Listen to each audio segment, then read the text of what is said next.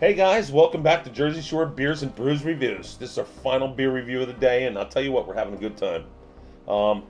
This one is a pumpkin ale from Shipbottom Brewery.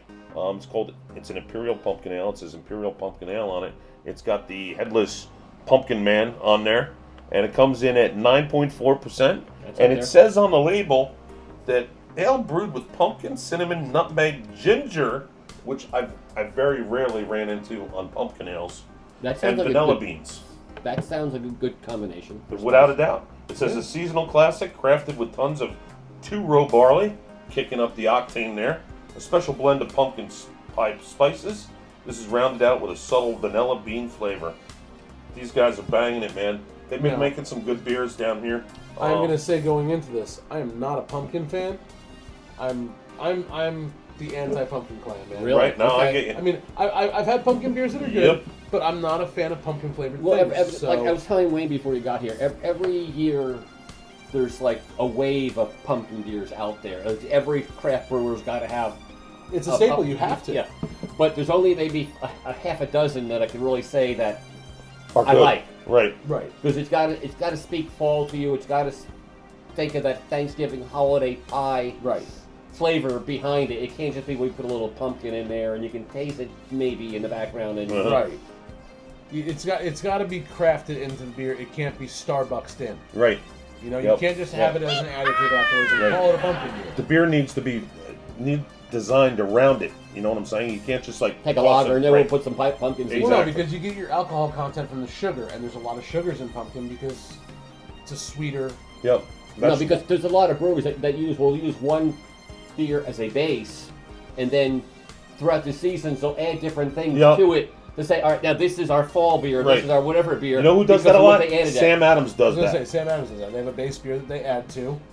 Dude, they hop their beers the same way if you go from the New England Hazy to the Double Hazy.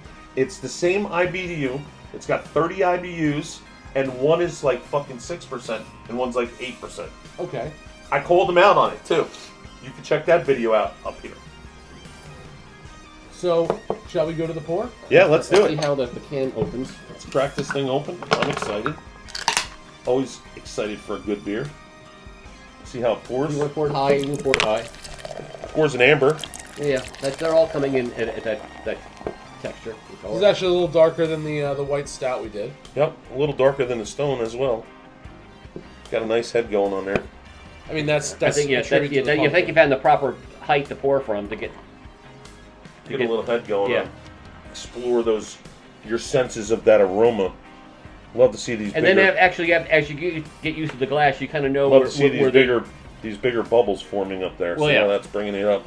No, actually, that was a great pour that time because you see how the little bubbles. I'm definitely out of practice. But. Well, no, and also you have to get used to the size of the glass and how far, because you always get scared when you're pouring a full pour in a glass this size.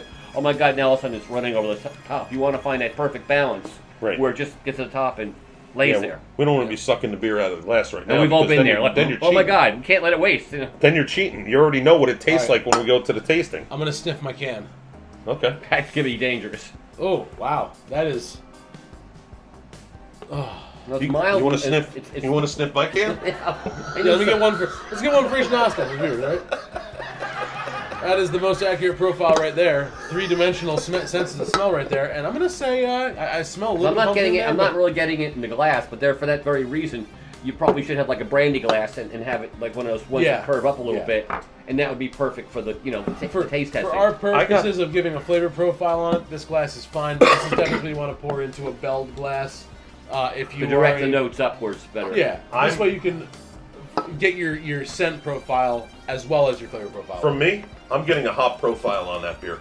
I'm not getting the pumpkin spice. You also have a fucking like 1960s condom of foam on top of your beer. I totally agree. It is thick, it is heavy, you guys and decided you want to go half beers, which well, I get. That's cool. Again, it's that's cool. And at 9.4% alcohol by volume, you made a right choice. I made a very correct choice. Gentlemen? So, whoa. I'm still admiring the head on my beer. All right, well, you enjoy your head. I'm going to go ahead and talk. Yeah, we were about to start. All right, we're going to blow the froth back on this one. Okay.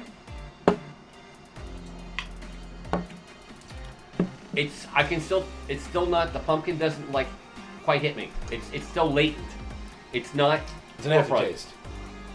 Correct, because it's hopped. I can taste it if I hunt for it in my taste Correct. buds. Yep. But it doesn't like jump out from. Because a true pumpkin, I should be able to taste it in my nostrils before I taste it with my tongue. I like the fact that this is a beer first with pumpkin in it, and they went double down on it and made it 9.4. Well, I do like the higher octane. I feel like they went 9.4 by accident. Or maybe not by accident, but like it was an afterthought. I'm going to say that if you put this down in a glass in front of me and didn't tell me what I was drinking, I couldn't tell you this was a pumpkin beer. Right. I would say this is a very malty, Yeah. well-balanced, heavy beer. Heavy. Probably with a little... Another meal in a cup. Yeah, probably with just a little touch of cinnamon in it. You can taste the Yeah, cinnamon. the pumpkin cinnamon, definitely does not jump out I at you. taste the nutmeg and I taste the vanilla, for sure. Uh-huh. But the pumpkin is not prominent. No, it's Correct.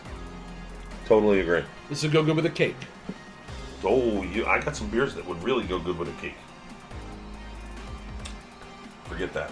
I ain't got them in the fridge, otherwise I'd let you taste them. Because Yeah, well, I bought the beer that would be good with breakfast. So, Yep. you know, it's, And hey, bringing back the terms we've been using this entire time as far as a breakfast beer, if you're fucking, after breakfast you go back to bed, yes, breakfast beer. Because it's very sweet.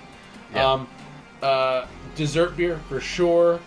Lawnmower beer? I mean, No way. if you want to mow, your yard lawn, work, like, no. face down. if you want to mow your yard You can't like break anything up. No, that goes over in, 6 days, this is your beer for that. Yeah, well, But that's it's not a lawnmower beer. that's at more all. about the alcohol content, not Yeah. about the Right. taste of the beer. Because Right. on a hot summer afternoon, you can't.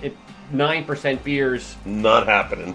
If you drink this on your porch, you will be taking a fucking nap. Correct.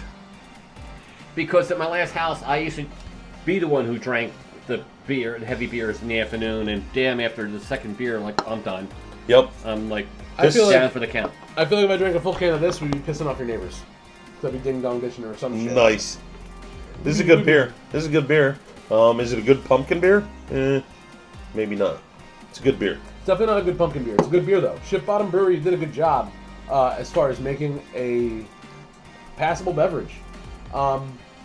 Would I call it a pumpkin ale? No, I wouldn't. I would call it a seasonal beer. It's definitely seasonal. Yep. I get the fall from it.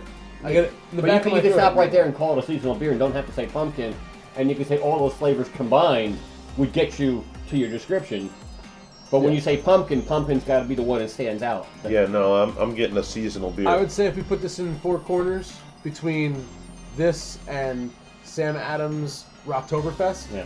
they would contend very well against each other as far as flavor goes. Sam Adams has a good Punko beer that is amazing. It's 4.4%.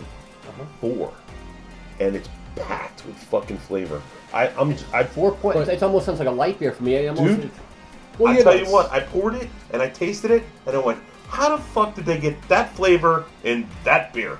Well, first of all, they did it by lowering the alcohol content because they didn't make it about the alcohol. When you lower the alcohol content in any beverage, whether it be a mixed drink or a beer, or even a wine, lower alcohol content, you're going to get more flavor profile, you're going to get more textures because you're not focusing on, I got to get my sugars to this level so I get this alcohol content. They worried about flavor first in that one. Well, I gotta kind of agree with you because when you want to hop something well, you need the alcohol so that you can jam the flavor in it to cover up the alcohol. When you don't have the alcohol behind it, you're kind of limited to how much flavor you can put in something. Well, it sounds to me from the review you gave on the last one, it didn't do that. That's they why I kinda was like, matched. that's why that one went epic, because it was 4.4% or maybe it was 4.8%. Don't hold me to it. Check the video out up here. It was lower than Budweiser, It was but it was it very was packed under with 5, flavor. and it was packed with flavor, and that's why it went epic. That's why it went epic. That's Fair enough. The whole reason. Now this one, Shipbottom. I mean, you've got some good beers out there. I've been pretty impressed with the stuff that I've been tasting, but This will fuck you up. Yeah. yep, I'm impressed with this. This needs to be like a harvest ale, or it needs to be called a seasonal. I don't know, Sam Haines ale, not a pumpkin ale. And I would say with the alcohol content you have on this and we're still in the infancy of beer snobs and people learning. Yeah, I'm about alcohol. close. Yeah, I would say that with the 9.4, you guys should put a warning on this shit because this is still, like I said, not a pumpkin ale, but a very tasty beer. and I'm having a hard time keeping the glass out of my hand. And an amateur I picked up the can so I could focus on the art. So you could stop for a second, just so I could take a break, because, I mean, even the artwork on here, the Pumpkin Man is technically a pumpkin underwater. It's like a diving suit. You got sharks in the background in the artwork, a shipwreck. Again, for Shipbottom. They're going for that shore theme. So I get what you did here with your marketing, and you made a very dangerous beer. The marketing alone shows the caution